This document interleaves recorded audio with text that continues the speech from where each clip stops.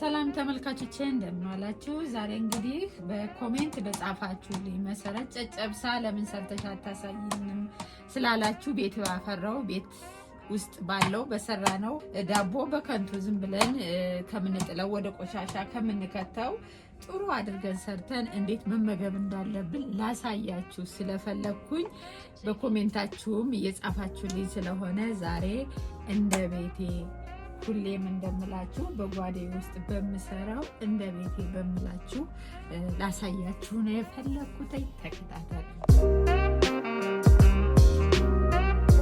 እንግዲህ እዚህ ጋር ዳቦ አለ። ትንሽ ገባ ገባ ብሎብኛል። ምንድነው ያረረ ዳቦ እንዳትሉ፣ ምንም አላረረም። የሚበላ ዳቦ ነው።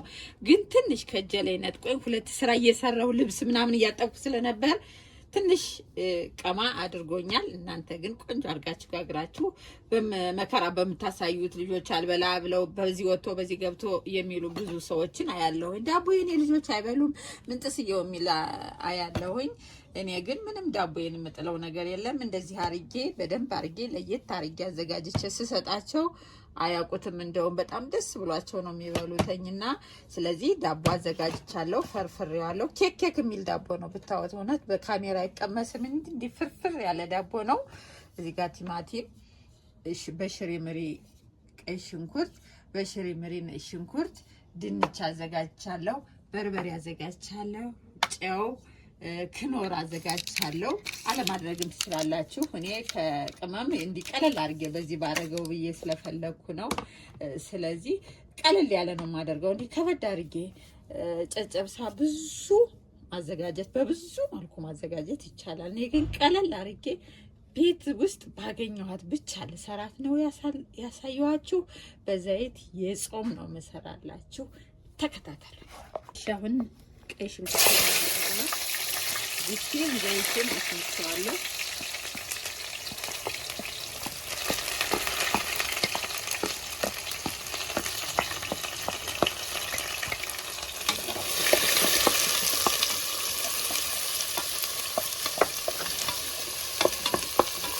እንበር እስከሚል ነው የማበስለው።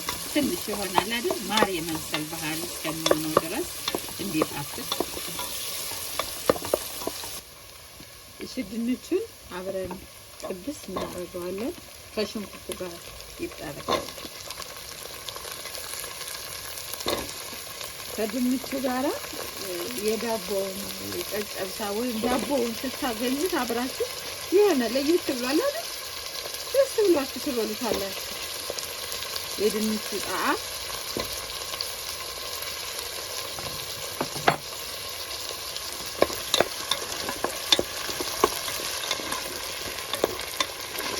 ስላርገው ብዬ ነው አይደለም።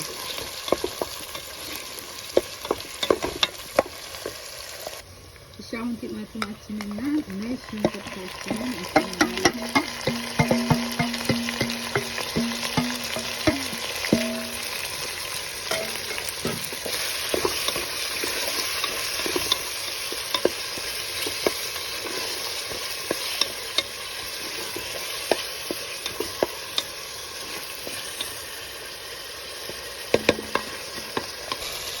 ትንሽ እርድ አደርጋለሁ ለከለር ያሳምረዋል። በርበሬን አደርጋለሁ።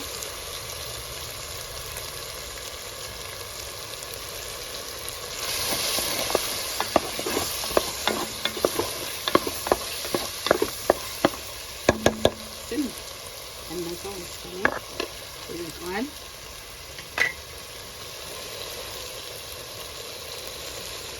አረጋለሁ። የራሱ ዳቦ ምጽዋለሁ። ትንሽ ታረግበት ጨዋለሁ።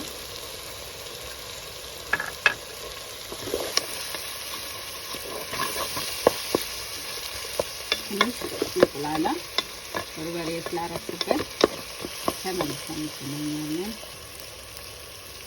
ትንሽ ስኳር አረግበታለሁ። በጣም የማይፈልግ ሰው ስኳር ያለበት አለማድረግ ይችላል።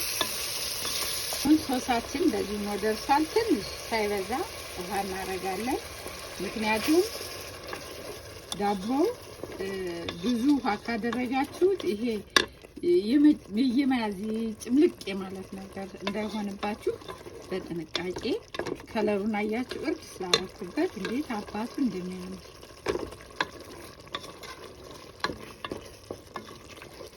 አሁን ድንቻችን ትንሽ እንዲበስል እንጠብቀዋለን። ትንሽ ከዚህ በላይ አናደርግ። ክኖራችን እናደርጋለን።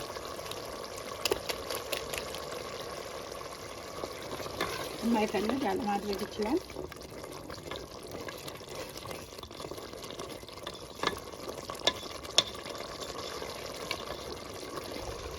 አሁን ጨጨብሳችንን ዳቦአችን እንዴት አድርገን እንደምንሰራ ያው ለቤተሰብ ነው። ቀስ አድርገን በጣም እንዳይደቅብን ሁሉም እንዲዳረስ ቶሎ ቶሎ እንደዚህ ግልብጥ ደግሞ ቅቤ ጾም ባልሆነ ቀን ቅቤ በስጋ አረምነውብቱ በርጎ በጣም በብዙ መልኩ ሰርቼ አሳያችኋለሁ።